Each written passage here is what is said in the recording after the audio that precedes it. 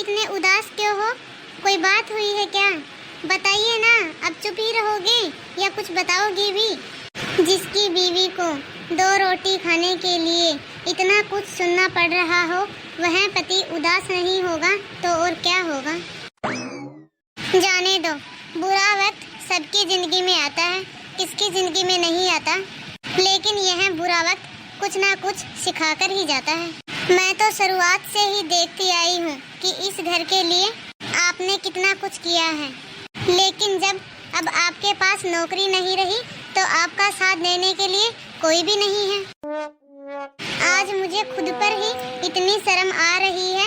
मैंने हमेशा अपनी ख्वाहिशों का गला घोट के घर वालों को पैसा दिया है, और वही परिवार आज तुम्हारी रोटियों पर सवाल उठा रहा है।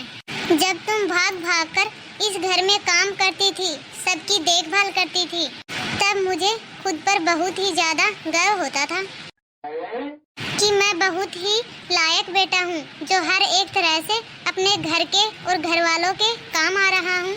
और तुम भी तो घर वालों का, सभी का कितना अच्छे से ध्यान रखती थी। और आज जब हम लोगों की बारी आई तो सभी लोगों ने अपने अपने हाथ पीछे खींच लिए। अब तुम ही बताओ, मुझे शर्म नहीं आए तो और क्या हो?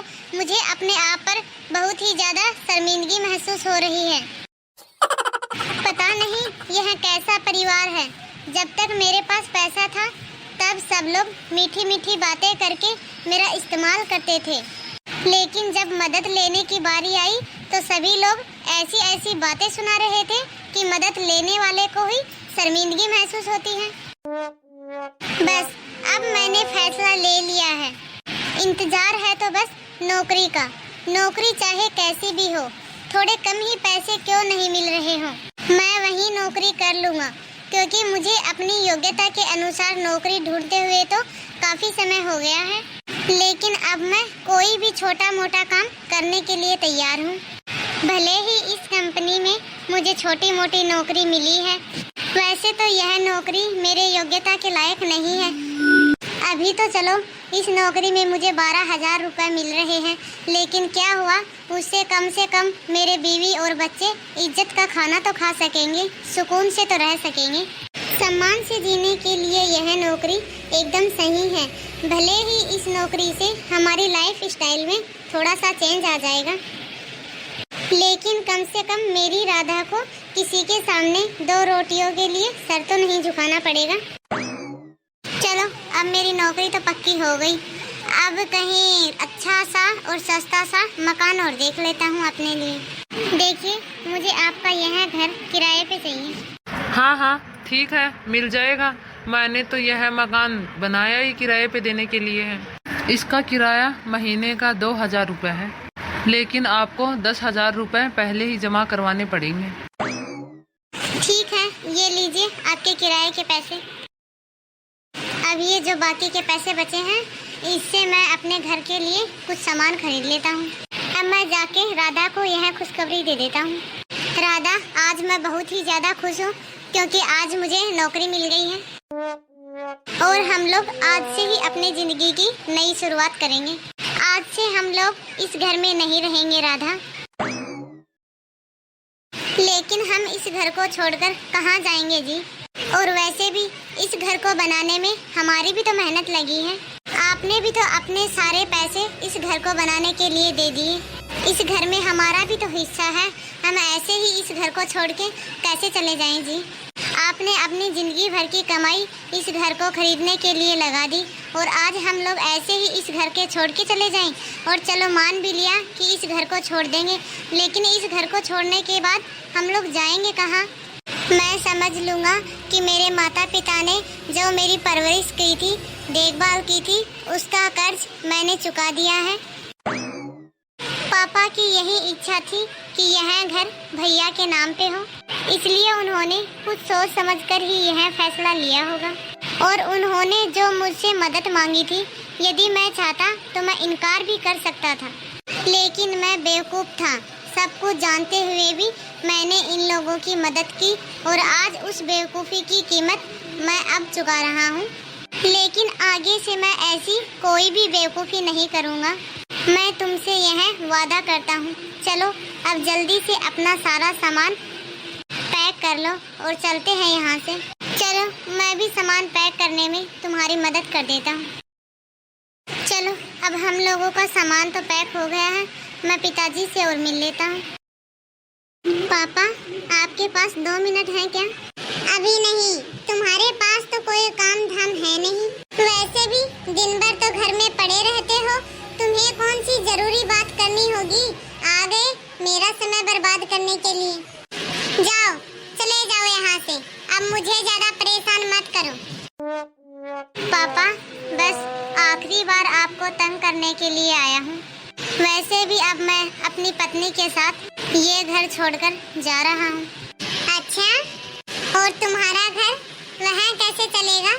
यहाँ पर तो मैं तुम्हें खिला रहा हूँ। लेकिन अच्छा है, जाओ, लेकिन फिर मुझसे किसी भी प्रकार की मदद की उम्मीद मत करना।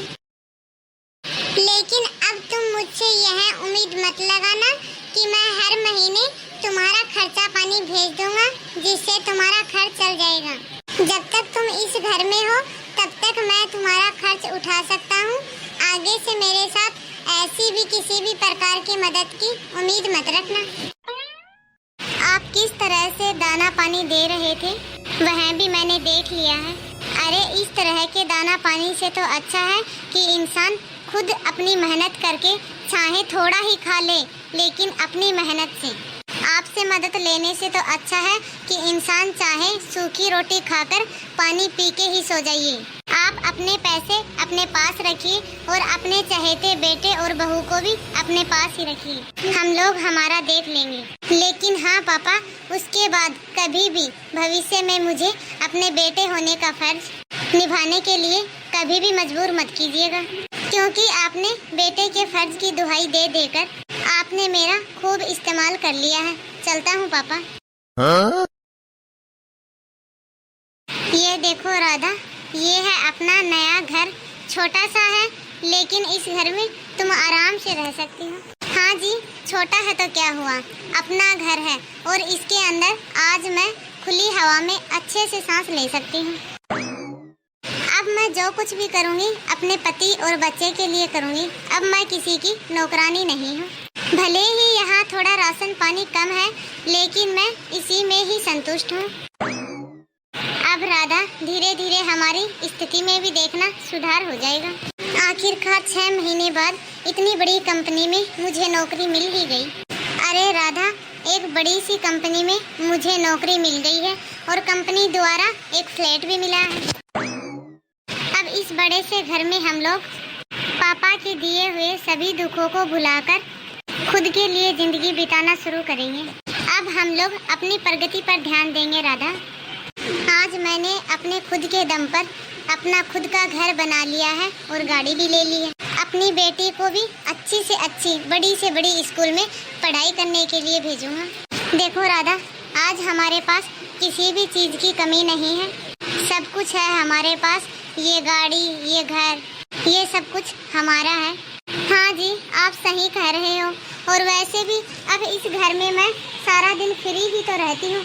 क्यों ना मैं अपनी ही गुड़िया के स्कूल में पढ़ाने लग जाऊँ। उससे मेरा भी टाइम पास हो जाएगा और घर में थोड़े पैसे भी आ जाएंगे।